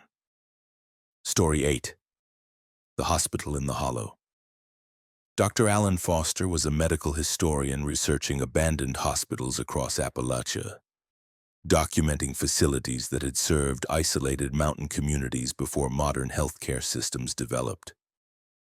In July of 2023, Dr. Foster visited the ruins of Blackwood Sanitarium in West Virginia, a tuberculosis hospital that operated from 1920 to 1963. What Dr. Foster discovered in those ruins suggested the hospital had treated more than just TB patients, that something experimental and disturbing had happened in those buildings, and that whatever had been done there left echoes that still affected anyone who entered those abandoned halls. The sanitarium sat in a remote hollow, accessible only by an overgrown dirt road. 5 buildings remained, red brick structures slowly collapsing into foundation. Dr. Foster arrived on a Tuesday morning equipped with camera, respirator for protection against mold and asbestos, and maps of the facility's layout. The main hospital building was largest, 4 stories tall with broken windows and a collapsed roof section. Dr. Foster entered carefully, testing floors before committing his weight, documenting rooms as he explored. The first and second floors were typical of abandoned hospitals. Patient rooms with rusted bed frames, treatment areas with broken equipment, offices with scattered paperwork. But on the 3rd floor, Dr. Foster found something unexpected. An entire wing that had been sealed off from the rest of the hospital, walls constructed to block access, doors welded shut. Dr. Foster found a breach in the wall where weather had created an opening. He squeezed through into the sealed wing. The atmosphere changed immediately. The sealed wing felt different, colder, and more oppressive. Patient rooms here showed evidence of restraints bolted to walls, heavy doors with external locks, observation windows. This had been a psychiatric ward, though nothing in the sanitarium's official history mentioned treating mental patients. Dr. Foster photographed everything, noting that many rooms contained graffiti, phrases scratched into walls by patients. The messages were disturbing. They change us here. Something in the medicine makes us different. I can hear them all now. All the thoughts can't make them stop. Dr. Foster entered what appeared to have been a treatment room. Medical equipment remained, though rusted and broken. Electroshock machines, surgical tools, bottles of medications with faded labels. Dr. Foster photographed the medication bottles and later researched the drugs. Several were experimental compounds that had been banned in the 1950s after causing severe psychological side effects. The sanitarium had been testing these drugs on patients either without their knowledge or without proper informed consent. Dr. Foster continued exploring and found a locked door at the end of the ward. The lock was heavy-duty, more like a prison than a hospital. Dr. Foster managed to force it open and descended a stairway that led underground, to a basement level that wasn't shown on any official blueprints.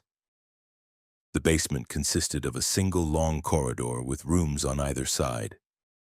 Dr. Foster entered the first room and found it empty except for inscriptions covering every surface. Walls, ceiling, floor, all covered in tiny writing. Dr. Foster examined the text closely. It appeared to be the same phrase repeated thousands of times in different handwriting. I am everyone. Everyone is me. We are becoming one. Dr. Foster moved to the next room. More inscriptions, different phrase. The doctor opened our minds. Now we can't close them. Too many voices, too many thoughts. Please make it stop. Room after room contained similar messages, all suggesting patients had been subjected to something that fundamentally altered their consciousness, possibly connecting their minds in ways that caused extreme distress. Dr. Foster found references to Dr. Vance and the Unity treatment. In the last room, Dr. Foster found something that made him want to flee immediately. The room was different from the others, larger with a circular floor pattern. 12 chairs were bolted to the floor in a circle, all facing inward. Above each chair, electrodes dangled from a metal framework. In the center of the circle was a generator or transformer of some kind, large metal box with cables running to each chair. Dr. Foster recognized this as some kind of group treatment device, possibly designed to deliver electric shocks simultaneously to multiple patients. Dr. Foster photographed the setup and left the underground level, feeling increasingly disturbed by what he was discovering. This wasn't just an abandoned hospital. This was a site where unethical medical experiments had been conducted, where patients had been subjected to treatments that had caused severe psychological trauma. Dr. Foster wondered if any of this had been reported, if anyone had been held accountable. As Dr. Foster emerged from the underground level, he heard something that froze him in place. Voices, multiple voices, speaking in whispers, seeming to come from everywhere at once. The voices overlapped, making it difficult to distinguish individual words, but Dr. Foster caught phrases. He found the treatment room. He knows what they did. He can help us. We're still here. Still connected. Can't separate. 12 became one. Dr. Foster ran. He fled the sealed ward, the main hospital, didn't stop until he was back at his vehicle. He sat there for 20 minutes, hyperventilating, trying to rationalize what he'd heard. Acoustic effects. Wind through broken buildings. His own fear creating auditory hallucinations. But Dr. Foster knew what he'd heard had been real. Had been voices speaking directly to him. Had been something or someone still present in that hospital despite it being abandoned for 60 years. Dr. Foster researched Blackwood Sanitarium more thoroughly after returning home. He found references to Dr. Marcus Vance, who had been the sanitarium's director from 1945 to 1962. Vance had published papers on collective consciousness therapy, a treatment approach he claimed could cure mental illness by linking patients' minds together through combination of electric stimulation and experimental drugs. The medical community had denounced his work as unethical and scientifically unfounded. Vance had been forced to resign in 1962 after allegations of patient abuse. The sanitarium closed the following year. Dr. Foster found records of 12 patients who had been part of Vance's final experiment in 1961. The patients had been subjected to Vance's Unity treatment, a procedure involving simultaneous electric shock and drug administration to 12 patients arranged in a circle. According to reports, all 12 patients suffered complete psychological breakdowns during the treatment. They became catatonic, unable to speak or respond. They died within days, and official cause of death was listed as complications from TB, though medical reviewers questioned this explanation. The patients' families were told their relatives had died from their illness, with no mention of experimental treatment. Dr. Foster came to believe that Vance's treatment had actually worked in some horrible way, that he'd succeeded in linking the patient's consciousness. But instead of curing them, the connection had trapped them together, unable to separate even after death. The 12 patients' minds had merged into a single collective entity that continued to exist in the hospital, unable to leave, experiencing eternal psychological agony from being forced into unwanted mental unity. The voices Dr. Foster had heard were that collective consciousness, still aware, still suffering, reaching out to anyone who discovered the truth about what had been done to them. Dr. Foster wanted to expose the story, to document the abuses that had occurred at Blackwood Sanitarium. But when he returned to the site with a film crew 2 weeks later, they found the underground level had completely collapsed, the entrance buried under tons of rubble as if the building had deliberately sealed itself. Dr. Foster's photographs remained as only evidence of what he'd found. He published an article about Vance's experiments, but without access to the treatment room, his claims couldn't be verified. The medical community dismissed his work as sensationalized or misinterpreted. Dr. Foster still hears the voices sometimes, late at night when everything is quiet. 12 voices speaking as one, pleading for separation, begging for release from unity that was forced upon them and can never be broken. Dr. Foster knows those 12 patients are still trapped in that sealed basement, still connected, still suffering, and will remain that way until the building completely collapses and buries them forever. And Dr. Foster carries the guilt of knowing their story but being unable to give them peace, unable to separate what was wrongly joined, unable to do anything except remember and bear witness to the horror of medical experiments that went terribly wrong in an isolated Appalachian hospital, where accountability never came. Story 9. The Road That Moves at Night. Jennifer Martinez was a long-distance cyclist who specialized in mountain routes, riding through Appalachia to raise awareness for environmental conservation. She'd completed dozens of multi-day rides through these mountains, camping along routes, documenting her journeys through photographs and blog posts. Jennifer was experienced with mountain cycling, knew how to navigate remote areas, and had excellent orienteering skills. But in October of 2022, Jennifer attempted a solo ride through a mountain pass in North Carolina and discovered that some mountain roads don't stay in one place, that they shift and rearrange themselves overnight, creating routes that lead to nowhere and everywhere simultaneously. Jennifer's planned route was 80 miles over 3 days, following a combination of paved roads and gravel paths through national forest. She started on a Friday morning, cycling through beautiful autumn landscapes, enjoying perfect weather and light traffic.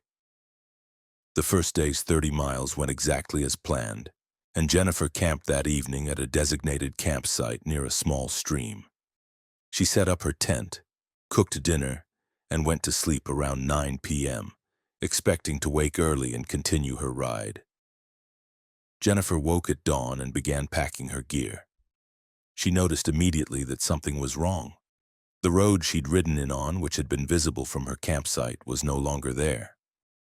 Jennifer walked to where the road should have been and found only forest, thick trees with no indication a road had ever existed. Jennifer checked her GPS, which showed her marked position and the road clearly indicated. But the physical road was absent. Jennifer spent 20 minutes searching the area, trying to understand what had happened. Finally, she found a road, but it wasn't the same road. This was a different route, narrower, with older pavement that looked like it hadn't been maintained in decades. Jennifer assumed she'd gotten disoriented, had camped farther from the road than she'd thought. She loaded her bike and began riding on this new road, following her GPS directions to get back en route. But after an hour of riding, Jennifer realized she wasn't making progress toward her destination. Her GPS showed her moving, but she wasn't getting closer to the waypoints she'd marked. The road seemed to be taking her in circles or leading her in directions that didn't match the GPS display. Jennifer stopped several times to recalibrate her device, thinking it must be malfunctioning. The GPS insisted it was working correctly, but the physical terrain didn't match the digital map. By afternoon, Jennifer was completely lost. She'd been riding for 6 hours but had no idea where she was in relation to her planned route. The road kept branching in unexpected ways, offering turns and intersections that weren't on any map. Jennifer tried following compass bearings, ignoring the road and attempting to navigate directly toward her destination. But the terrain was too rugged for cycling off-road. She had to stay on the road, even though the road seemed to be deliberately taking her away from where she needed to go. As evening approached, Jennifer found another campsite and stopped for the night, frustrated and confused. She ate a cold dinner, not wanting to waste time with cooking, and tried to plan the next day's route. But planning was impossible when the roads didn't stay consistent. Jennifer went to sleep hoping that in daylight, with fresh perspective, she'd be able to navigate out of this confusing area. When Jennifer woke at dawn, she found the road had changed again. The pavement was different, wider, with markings that suggested recent maintenance. Jennifer couldn't understand how a road could look freshly maintained when the previous day it had been deteriorating. Jennifer rode for 3 more hours, growing increasingly desperate. She tried flagging down vehicles, but the few cars that passed didn't stop, drivers seemingly not seeing her signals. Jennifer's phone had no signal, her GPS was useless, and her supplies were running low. She'd planned for 3 days, but was now on day 3 with no progress toward her destination. Jennifer stopped at what looked like an abandoned gas station, hoping to find someone who could give her directions. The building was locked and obviously hadn't been operational in years, but Jennifer noticed something odd. A newspaper in a vending machine outside the station. The date on the newspaper was from 1985. Jennifer stared at the newspaper, trying to understand. The paper looked old, yellowed and brittle, but it was displayed as if current. Other details around the gas station matched 1980s aesthetics. The fuel pumps, the signage, the products visible through dusty windows. Jennifer felt a chill of fear. Had she somehow cycled into an area that was temporarily displaced, a pocket of space where time had stopped or moved differently? Jennifer got back on her bike and rode faster, desperate to find some indication of current time, some proof she was still in 2022. Jennifer encountered other anomalies as she rode.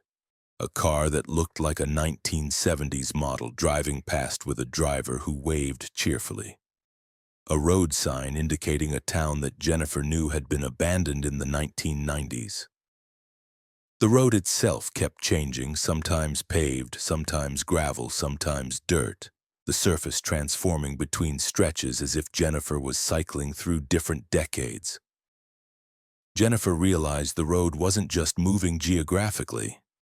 It was moving through time, or connecting different time periods, offering access to versions of itself from various eras. On the fifth day, exhausted and nearly out of food, Jennifer encountered another cyclist. An older man riding a vintage bicycle wearing clothing that looked decades out of date. Jennifer stopped him, asking frantically where they were, how to get to the nearest town. The man looked at her with sad recognition.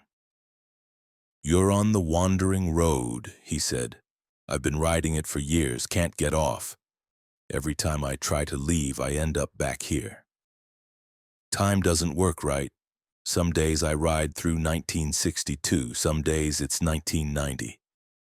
I've given up trying to understand it. I just ride." Jennifer refused to accept this fate. She studied her maps obsessively, looking for patterns, trying to understand how the road rearranged itself. Jennifer noticed that the road seemed to change based on specific triggers. Sleeping outdoors caused major shifts. Turning around and backtracking caused the road to reconfigure. Jennifer theorized that the road was responsive to travelers' intentions, that it actively prevented people from leaving, that it fed on their confusion and desperation. Jennifer decided to try something counterintuitive. Instead of trying to reach her planned destination, she'd ride aimlessly, with no intention of going anywhere specific, see if the road would release her if she stopped trying to escape. Jennifer rode for 2 days with this new approach, not checking her GPS, not trying to navigate, just following the road wherever it led. On the second day of aimless riding, Jennifer rounded a curve and saw something that made her cry with relief. A modern highway with current traffic, visible through trees ahead. Jennifer rode toward it as fast as she could, emerging onto the highway and immediately flagging down a car. The driver stopped, concerned by Jennifer's disheveled appearance. Jennifer asked where she was and learned she'd emerged on a highway about 40 miles from where she'd started her ride, in a location that should have taken 1 day to reach but had taken her 7 days of confused wandering. Jennifer abandoned her cycling trip and accepted a ride back to her vehicle. She never rode in that area again, never attempted solo mountain rides in Appalachia. Jennifer researched the area where she'd gotten lost and found stories from other cyclists and hikers who'd experienced similar phenomena. Roads that rearranged themselves, routes that led to temporal anomalies, paths that connected different decades. The stories were always dismissed as navigation errors or exaggerations, but Jennifer knew they were true. She'd experienced it herself, had spent a week cycling through a road that moved through space and time, that shifted and reconfigured itself to trap travelers, that offered glimpses of past decades and made escape nearly impossible. And Jennifer knows that road is still there, still wandering through the mountains, still waiting for the next person who'll try to ride it, still moving at night to create new configurations that lead nowhere anyone intends to go. Story 10. The photograph that showed the future. Lucas Brennan was a professional photographer specializing in landscape work throughout Appalachia. He'd captured thousands of images of these mountains, building a reputation for dramatic compositions and perfect timing with natural light. Lucas used high-end equipment and understood photography with technical precision. He'd never encountered anything in his images that couldn't be explained by optics and physics. But in December of 2022, Lucas photographed a particular mountain valley in Virginia at sunset. And when he reviewed the image later, he discovered it showed not just the present moment, but also the future, revealing events that would happen in that location weeks later. Events that Lucas tried desperately to prevent but couldn't change because the photograph had already captured them as inevitable. Lucas was working on a project documenting seasonal changes in mountain landscapes, returning to the same locations throughout the year to capture how they transformed. One location he'd chosen was a valley called Whitestone Hollow, accessible only by hiking trail, remote and pristine.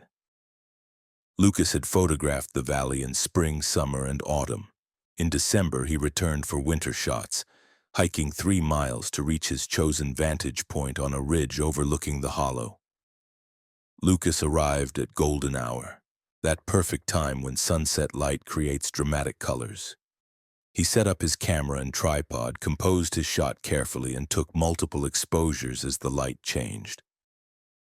The valley below looked beautiful, snow-covered with a frozen creek winding through bare trees. Lucas was satisfied with his shots and hiked back to his vehicle before darkness fell. That evening, Lucas uploaded his images to his computer and began reviewing them for quality and composition. One image caught Lucas's attention. The photograph showed the valley as he'd seen it, but with additions that Lucas didn't remember being present. In the lower portion of the frame, near the frozen creek, Lucas could see what looked like figures. Not clear figures, but shadowy suggestions of people, maybe 4 or 5 individuals arranged in a cluster. Lucas zoomed in on the figures and felt confusion. They looked real, not artifacts or exposure errors, but Lucas was certain no one had been in the valley when he'd taken the photograph. He'd been there alone, had looked at the valley through his viewfinder, would have noticed people. Lucas examined other images from the same sequence. Some showed the figures more clearly, others didn't show them at all. In the clearest image, Lucas could make out details. The figures appeared to be wearing modern hiking clothes, and they were positioned around something on the ground, possibly a person lying down. The scene looked like an accident or emergency. People gathered around someone who'd been injured or become ill. Lucas checked his image metadata. The photographs had been taken at 5:43 p.m. on December 15th. Lucas initially assumed the figures were some kind of optical illusion. Perhaps other hikers who'd been at a different distance than Lucas had estimated, appearing in his photos but not noticed during shooting. But the more Lucas examined the images, the less this explanation made sense. The figures looked too translucent, too insubstantial, like they were only partially present. Lucas posted the image to a photography forum, asking for opinions on what might cause such an effect. Several photographers suggested double exposure or lens flare, creating figure-like shapes. But Lucas knew his equipment and technique well enough to rule out these explanations. 3 weeks later, on January 7th, Lucas received a call from a ranger in the national forest where Whitestone Hollow was located. The ranger explained that there had been a hiking accident in the hollow the previous day.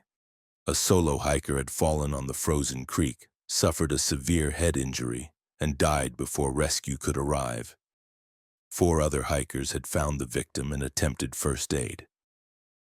The ranger was calling Lucas because his truck had been logged at the trailhead, and rangers were contacting everyone who'd recently visited the area to ask if they'd noticed hazardous conditions. Lucas asked about details of the accident. The ranger described the location, near the creek in the lower part of the hollow. Lucas felt ice water flood his veins. He pulled up his photograph from December 15th and stared at the figures. They matched the ranger's description. 4 people gathered around someone on the ground. The photograph had captured this scene 3 weeks before it happened. Lucas had photographed the future, captured an event that was still 23 days away from occurring at the moment he'd pressed his camera's shutter. Lucas tried to rationalize this as coincidence. Perhaps the figures in his photograph were unrelated to the accident. Perhaps he was seeing patterns that weren't really there. But Lucas couldn't dismiss what he was seeing. The positions of the figures, the location in the hollow, the arrangement around a person on the ground, everything matched too precisely. Lucas examined the photograph with professional analysis tools, zooming to maximum resolution, studying every pixel. In the highest resolution view, Lucas could see a detail that made him feel sick. The person lying on the ground in his photograph had a face, and Lucas could make out features well enough to compare with the victim's photo that had been posted in news reports. It was the same person. Lucas had photographed this person's death 3 weeks before it occurred. The photograph had somehow captured future light, future events, showing Lucas what would happen in that hollow at a specific future time. Lucas didn't understand how this was possible. Photographs captured present moments, light that hit the sensor at the instant of exposure. They couldn't show future light that hadn't yet existed. But Lucas's photograph proved otherwise. Somehow in that valley at that moment his camera had recorded not just the present, but also a future event. Lucas became obsessed with his photograph, examining it repeatedly, looking for other details that might indicate future events. He noticed something else disturbing. In the extreme background of the image, barely visible, Lucas could see what looked like smoke or haze rising from trees. Lucas magnified this area and felt his stomach drop. It wasn't haze. It was smoke from a fire. Lucas checked current news and found nothing about fires in that area. But he remembered his photograph had shown the future. If the foreground showed an event from January, perhaps the background showed something from even later. Lucas contacted the Forest Service, reporting that he believed there might be fire risk in Whitestone Hollow based on conditions he'd observed.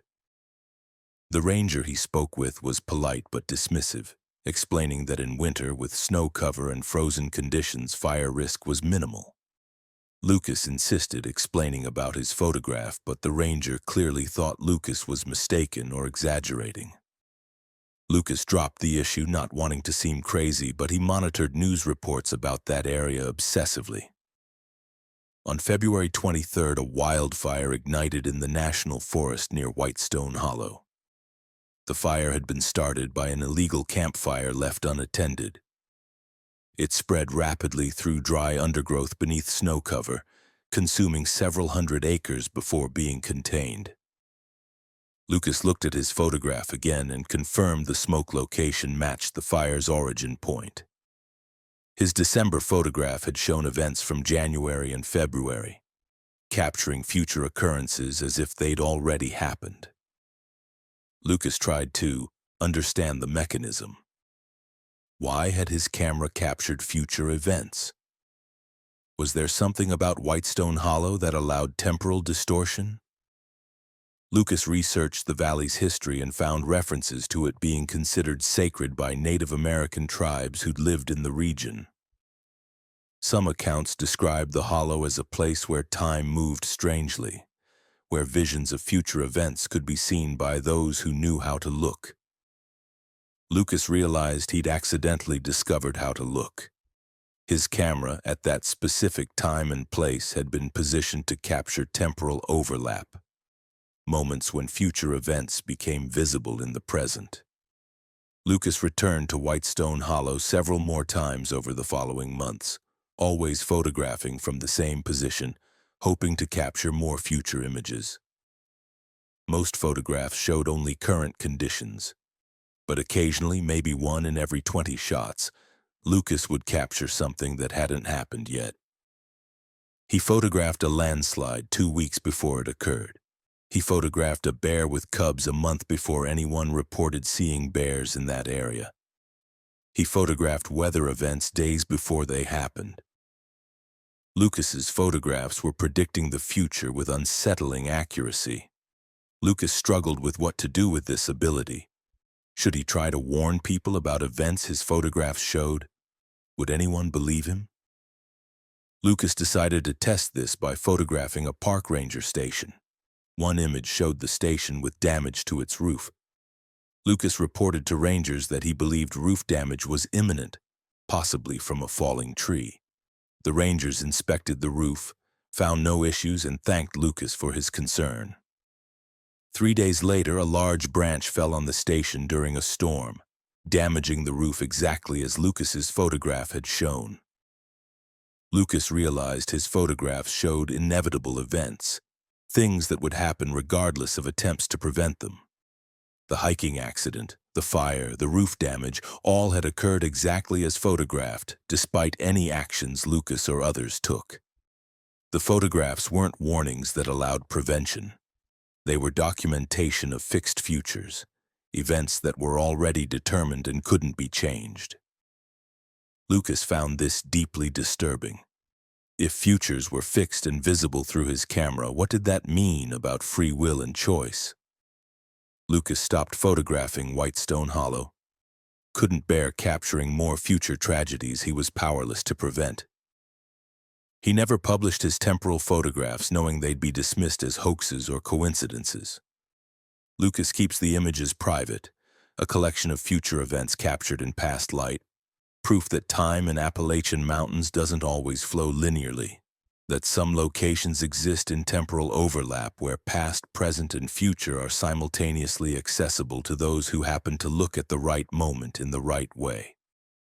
And Lucas lives with the knowledge that every photograph he takes might show not just what is, but what will be.